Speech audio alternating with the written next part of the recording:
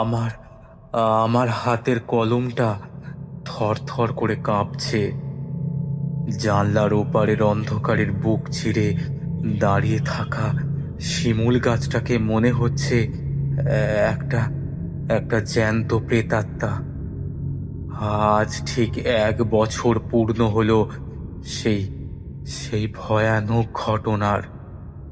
আমি জানি ওরা আজ আসবে। ঘড়ির কাঁটা মাঝরাতের দিকে যত এগিয়ে যাচ্ছে, আমার হৃদস্পন্দন তত দ্রুত হচ্ছে। আমার মৃত্যুর আগে এই ঘটনাটি আমি লিখে রেখে যেতে চাই। পুলিশ হয়তো একে মানসিক বিকার বা আত্মহত্যা বলে ফাইল বন্ধ করে দেবে, কিন্তু আপনারা যারা তন্ত্র ও অশরীরী শক্তিতে বিশ্বাস করেন, তারাই হয়তো একমাত্র বুঝবেন কোনো এক অন্য জগতের দরজা একবার যদি ভুল করে খুলে যায়, তাহলে সেটা আর বন্ধ করা যায় না।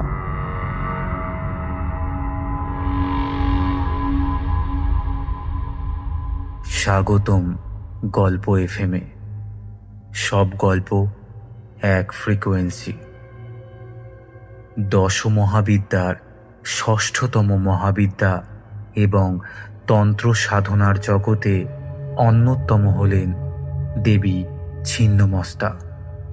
তিনি প্রচণ্ডা ও উগ্ররূপা। তার সাধনা পদ্ধতি এতটাই রহস্যময় এবং ভীতিপ্রদ যে সাধারণ মানুষের পক্ষে তা শোনাও অনেক সময় রোমহর্ষক হতে পারে। একবার কল্পনা করুন তো সেই ভয়ঙ্কর দৃশ্য।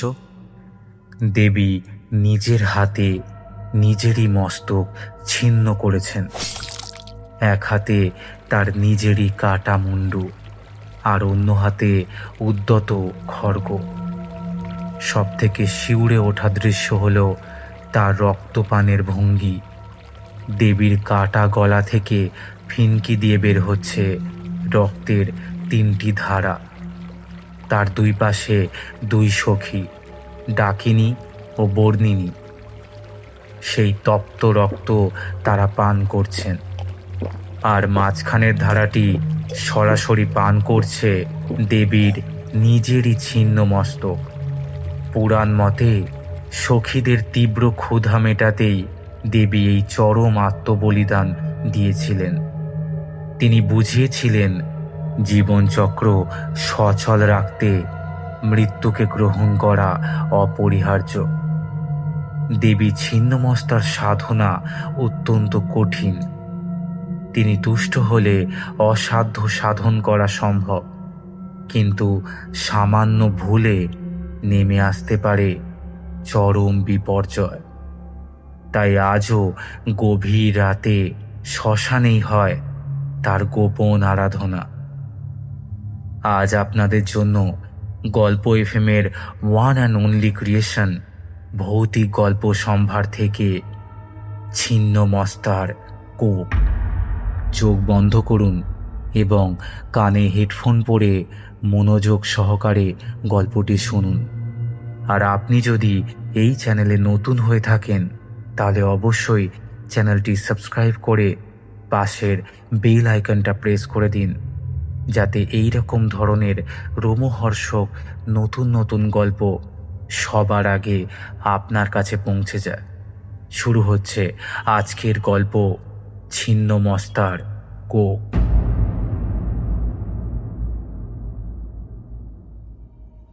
ঘটনাটার সূত্রপাত আমার স্ত্রী সৃজাকে নিয়ে।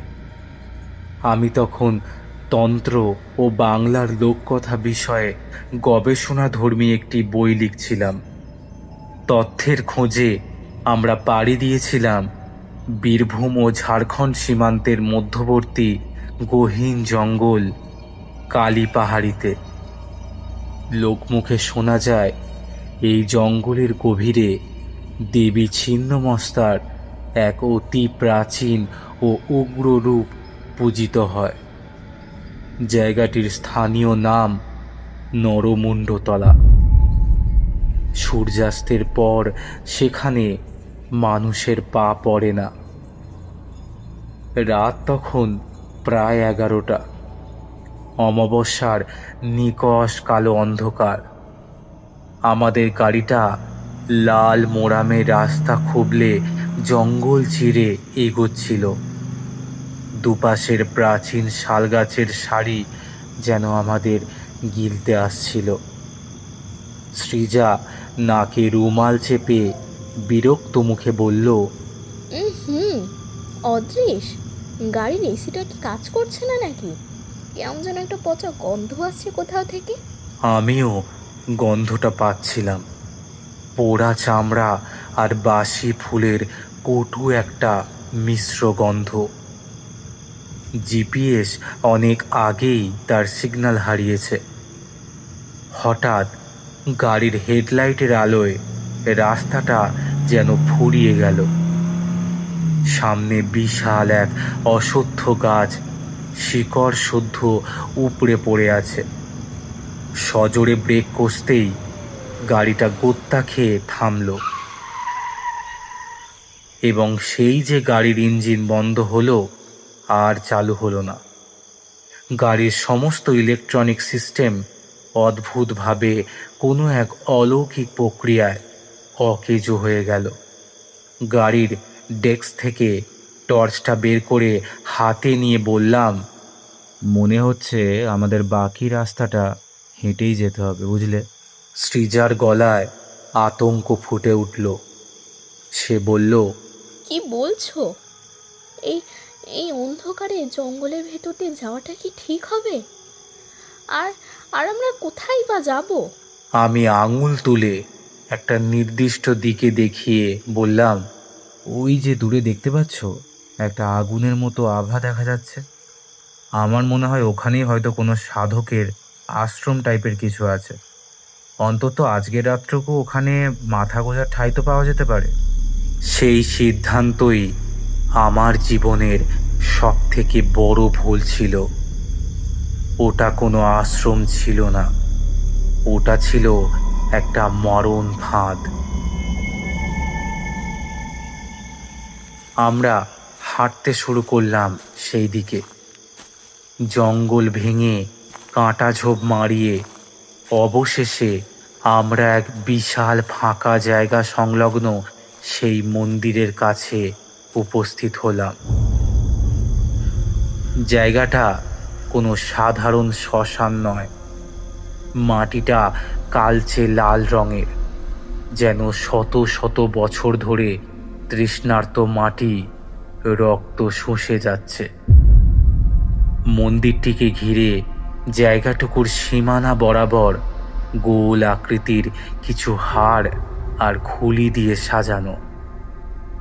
মাঝখানে দাঁড়িয়ে আছে সেই জরাজীর্ণ প্রাচীন পাথরের মন্দিরটি। মন্দিরের গর্ভগৃহের দরজা নেই। ভেতর থেকে বেরিয়ে আসছে এক ধিকি ধিকি লালচে আভা। আর মন্দিরের চত্বরে দাউ দাউ করে জ্বলছে এক বিশাল হোমকুণ্ড। আগুনের শিখাগুলো কেমন যেন অস্বাভাবিক। সেই কুণ্ডের সামনে যিনি বসেছিলেন তাকে মোটেও সাধক বলা চলে না। তিনি একজন কাপালিক। তার উচ্চতা প্রায় 6.5 ফুট। জটাজুটো বাহু পর্যন্ত নেমে এসেছে। গায়ের রং কুচকুচে কালো। সারা গায়ে চিতাভস্ম মাখা। গলায় হাড়গোড়ের তৈরি এক বিশেষ মালা। আমরা পা বাড়াতেই তিনি না ঘুরেই পাথরে পাথর ঘষার মতো খসখসে গলায় বললেন, অতিথি এসেছে মা, অতিথি। অনেক দিনের অপেক্ষার আজ অবসান ঘটবে। জয় মা, জয় মা। আমি আমতা আমতা করে বললাম, বাবা, আমাদের গাড়িটা হঠাৎ করেই খারাপ হয়ে গেছে। আজ রাতটা আপনার এখানে কি আমরা থাকতে পারি? সেই কাপালিক ঘুরে তাকালেন। তার চোখ দুটো ঘোলাটে, মনে দুটো বিড়ালের মতো জ্বলজ্বল করছে। তার মুখে ফুটে উঠল এক অলৌকিক হাসি। দেখলাম তার ঠোঁটের এক পাশ দিয়ে বেরিয়ে এলো কালচে লাল দাঁতের শাড়ি। সে গম্ভীর গলায় বলল, তোদের গাড়ি খারাপ হয়ে যায়নি রে পাগল। মা ছিন্ন মস্তা তোদের টেনে এনেছেন এখানে। আজ কৌশিকী অমাবস্যা। আমি মায়ের একানিষ্ঠ ভক্ত ভৈরবনাথ। আজ আজ আমি মহাযজ্ঞের পূর্ণাহুতি দেব মায়ের চরণে।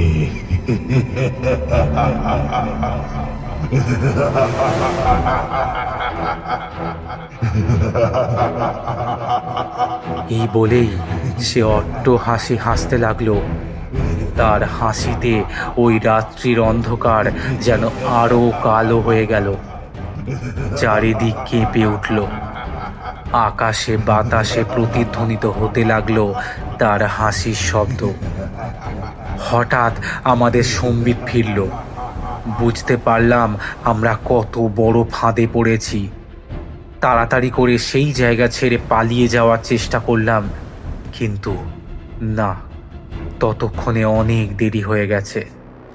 পালানোর আর কোনো পথ ছিল না। যেই মুহূর্তে আমরা পালাতে যাব, ঠিক সেই মুহূর্তে ভৈরবনাথ মাটি থেকে এক মুঠো ছাই ভস্য তুলে মন্ত্র পড়ে আমাদের দিকে ফুঁ দিয়ে উড়িয়ে দিল। মুহূর্তের মধ্যে আমাদের শরীর অবশ হয়ে গেল। চেতনা থাকলেও হাত পা নাড়ানোর শক্তি হারিয়ে ফেললাম। গলা ফেটে চিৎকার করতে চাইছিলাম, কিন্তু একটা টুঁ শব্দ করতে পারছিলাম না। আর চোখে দেখলাম সৃজা চোখ দিয়ে জল গড়িয়ে পড়ছে। তার মুখ বলে দিচ্ছে সে কতটা ভয় পেয়েছে। সে যেন আকুল কণ্ঠে আমাকে বলতে চাইছে, অদৃশ, আমাকে মুক্ত করো। কিন্তু আমি অনেক চেষ্টা করেও তাকে কোনো সাহায্য করতে পারলাম না। একই জায়গায় স্থিরভাবে দাঁড়িয়ে রইলাম। তারপর সেই কাপালিক আমাদের দিকে এগিয়ে এলো।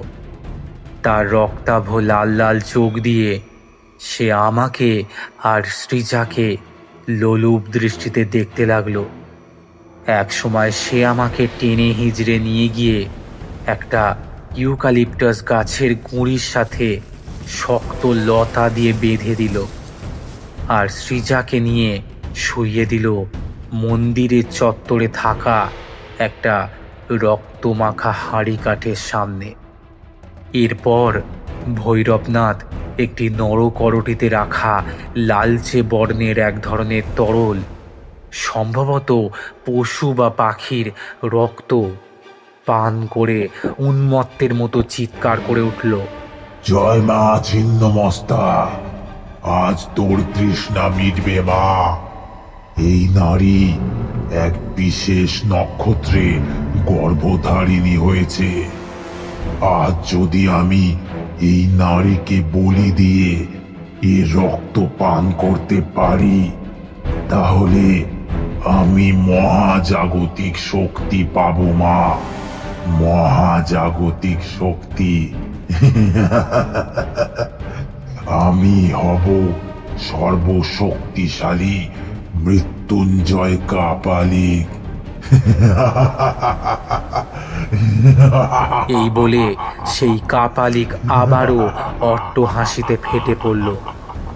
সৃজা ভয়ে পাথর হয়ে গিয়েছিল। সে তখন মন্দিরের দিকে তাকিয়ে স্পষ্টভাবে দেখতে পেল দেবী ছিন্নমস্তার মূর্তিকে। কি ভয়ানক সেই মূর্তি! দেবী নিজের কাটা মুন্ডু নিজের হাতে ধরে আছেন।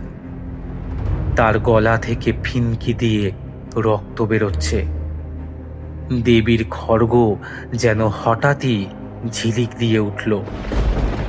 ভৈরবনাথ সৃষ্টির সেই আদিমতম শক্তিকে নিজের ধ্বংসাত্মক পাপের কাজে লাগাতে চাইছিল। মুহূর্তে চারিদিকে যেন মহাপ্রলয় আরম্ভ হলো। চারিদিকের গাছগাছালি তাণ্ডব নৃত্য শুরু করলো। বাতাস ভারী হয়ে উঠল। মনে হলো যেন হাজার হাজার শকুন ডানা ঝাপটাচ্ছে আমাদের মাথার উপর। সৃজার মাথাটা বলপূর্বক হাঁড়ি কাঠের মধ্যে ঢুকিয়ে দিল। তারপর তার গলায় পরিয়ে দিল একটা হাড়ের মালা। সৃজার মুখের দিকে তাকিয়ে দেখলাম তার চোখ দিয়ে অনবরত জল গড়িয়ে পড়ছে। তার ঠোঁট কাঁপছে। সে যেন আমাকে শেষ বিদায় জানাচ্ছে। আমার তখন কি অবস্থা তা আমি ভাষায় বর্ণনা করতে পারবো না। এইবার সেই কাপালিক হাঁড়ি কাঠের সামনে বসে গম্ভীর গলায় মন্ত্র উচ্চারণ শুরু করলো। ওম শ্রী হিং হ্রিং ক্রিং বজ্র বৈরোচনায় হো হো ফট স্বাহা। ওম শ্রী হিং হিং হিং বজ্রোচনায় হো হো ফট স্বাহা। মন্ত্র উচ্চারণের সাথে সাথে সে সেই অগ্নিকুণ্ডের মধ্যে পাশে রাখা একটি পাত্র থেকে মুষ্টিবদ্ধ ভস্য নিয়ে দিতে লাগলো। যজ্ঞকুণ্ডের আগুনের লেলিহান শিখা আরো প্রকাণ্ড হয়ে উঠল। এইবার ভৈরবনাথ তার ডান হাতটা আকাশের দিকে তুলল। পর মুহূর্তে তার হাতে প্রকট হলো চকচকে এক সুবিশাল খাঁড়া। সেই খাঁড়া দু হাতে ধরে কাপালিক বলল, হে মহাবিদ্যা, হে পরমা প্রকৃতি, পরমাদি শক্তি, গ্রহণ কর মা এই বলিদানের রক্ত। ঠিক যখন খাঁড়াটা সৃজার গলার দিকে নেমে আসছে তখনই ঘটল সেই অলৌকিক ঘটনা।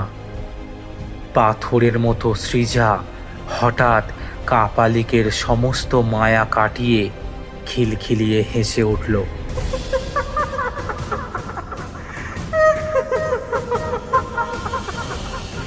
সেই হাসির শব্দে যেন জঙ্গলের সমস্ত পশু পাখিও স্তব্ধ হয়ে গেল। আমি স্তম্ভিত হয়ে দেখলাম সৃজার শরীরটা মাটি থেকে শূন্যে ভেসে উঠল।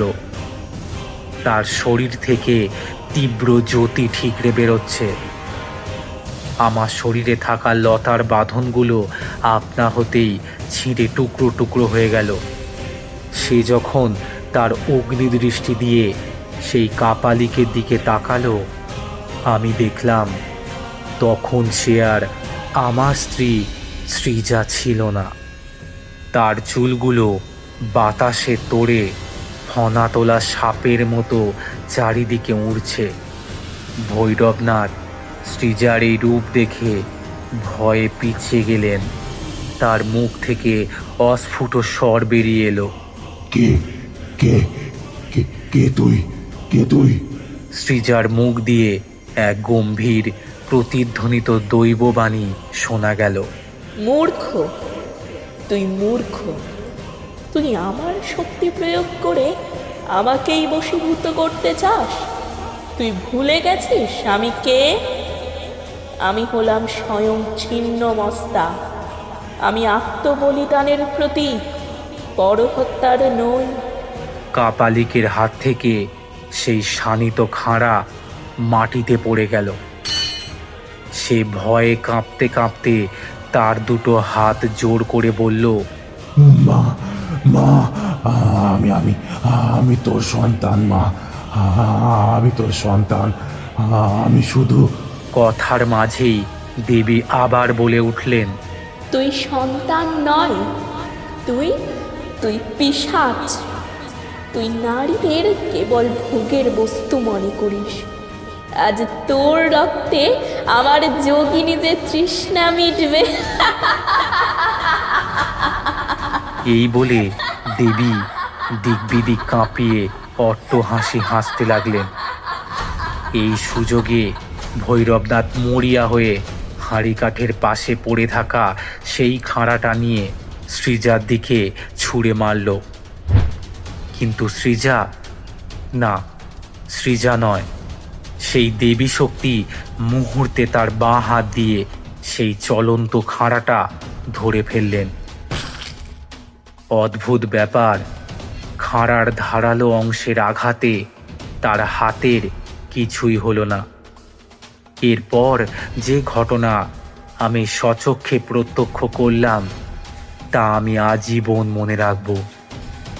সৃজার রূপে সেই দেবী এক লাফে ভৈরবনাথের বুকের উপর চড়ে বসল। কোনো অস্ত্র ছাড়াই শুধু নিজের ধারালো নখের দ্বারা সেই কাপালিকের গলাটা দুই হাত দিয়ে টেনে ছিঁড়ে ফেলল। সে কি ভয়ানক দৃশ্য! তারপর সেই মুন্ডু থেকে ফিনকি দিয়ে বেরিয়ে আসা রক্ত সৃজা পরম তৃপ্তিতে পান করছিল এক আদিম আক্রোশে। কিছুক্ষণ এইভাবে ঘটনা চলার পর ভৈরবনাথের মুন্ডুটা সৃজার টান মেরে ফেলে দিল যজ্ঞের আগুনে। এরপর সে নিজের দু হাত ছড়িয়ে আকাশের দিকে মুখ করে এক ভীষণ অট্টহাসি হাসতে লাগলো।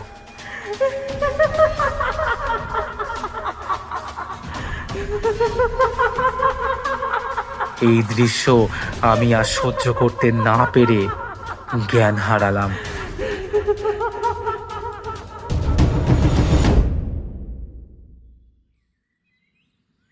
আমার যখন সম্বিত ফিরল, দেখলাম ভোরের আলো ফুটেছে। চারিদিকটা তাকিয়ে আস্তে আস্তে আমার মনে পড়ে গেল গত রাতের সমস্ত ঘটনা। সেই কাপালিকের মৃতদেহের কোথাও কোনো চিহ্ন মাত্র নেই, শুধু একটা জায়গায় এক গাদা ছাই পড়ে আছে। উঠে দাঁড়িয়ে আমি সৃজাকে খুঁজতে লাগলাম। অবশেষে সেই মন্দিরের চাতালে সৃজাকে অজ্ঞান অবস্থায় খুঁজে পেলাম। আমি তাকে কোলে করে নিয়ে এসে গাড়িতে তুললাম। তারপর গাড়ির ড্রাইভিং সিটে বসে চাবি ঘোরাতেই অদ্ভুতভাবে গাড়িটা এক চান্সেই স্টার্ট হয়ে গেল। আমি সেই ছিন্নমস্তার মন্দিরের উদ্দেশ্যে একবার প্রণাম করলাম।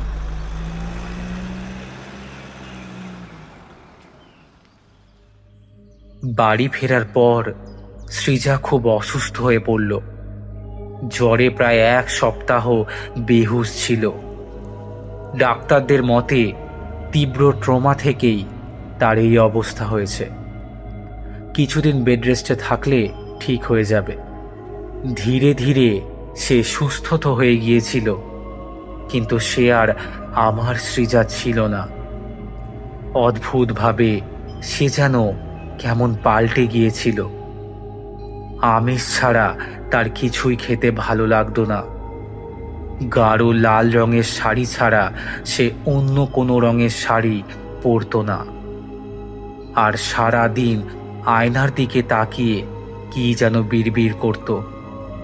আমি ভেবেছিলাম হয়তো সবকিছু আস্তে আস্তে আবার আগের মতো হয়ে যাবে, কিন্তু না, আমি ভুল ছিলাম।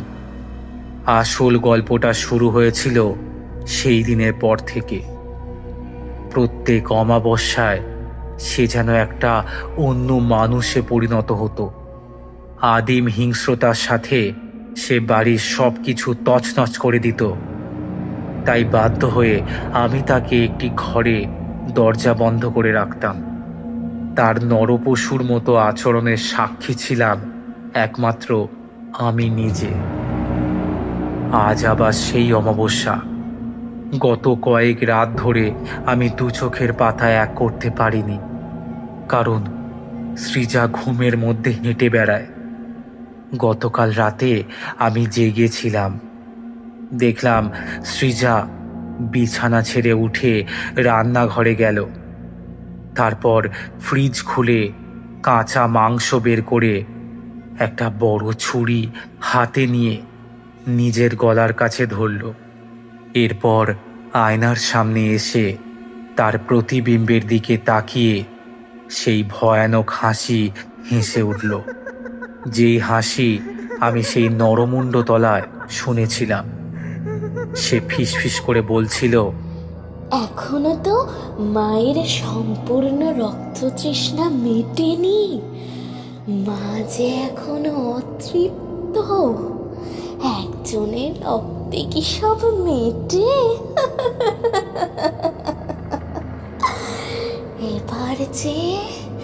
এবার যে আমার সবচেয়ে প্রিয় মানুষটার পালা।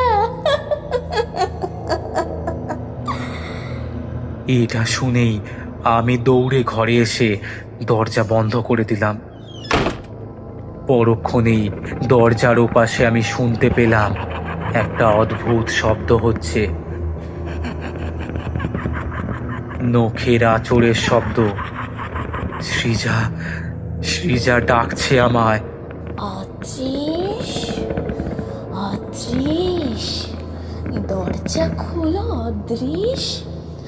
আমার যে বড্ড খিদে পেয়েছে।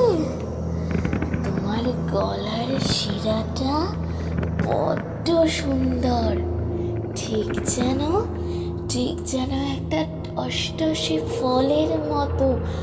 অদৃশ, অদৃশ, দরজা খোলো অদৃশ। এরপর শুরু হলো ভীষণ জোরে দরজায় ধাক্কা মারার শব্দ। একটি মেয়ের পক্ষে এত জোরে দরজায় ধাক্কা দেয়া অসম্ভব। আর কিছুক্ষণ, তারপরে কাঠের দরজা ওই রকম ভীষণ প্রহার সহ্য করতে না পেরে ভেঙে পড়বে। শুনতে পেলাম দরজাটা ধরাম শব্দ করে ভেঙে পড়ল। ওরা ঘরে ঢুকছে। সৃজা একা নয়, তার সাথে আমি ছায়ার মতো আরো দুটো মূর্তিকে দেখতে পাচ্ছি। একজন ডাকিনী আর একজন বর্ণিনী। কি ভয়ানক রূপ তাদের! আমার সময় শেষ। এই ডায়েরিটা যদি কেউ পান তবে জানবেন, তন্ত্রের দেবীকে আহ্বান করা সহজ, কিন্তু বিদায় দেয়া অসম্ভব। ওরা এসে গেল আমার সামনে। বিদায়, বিদায়, বিদায়।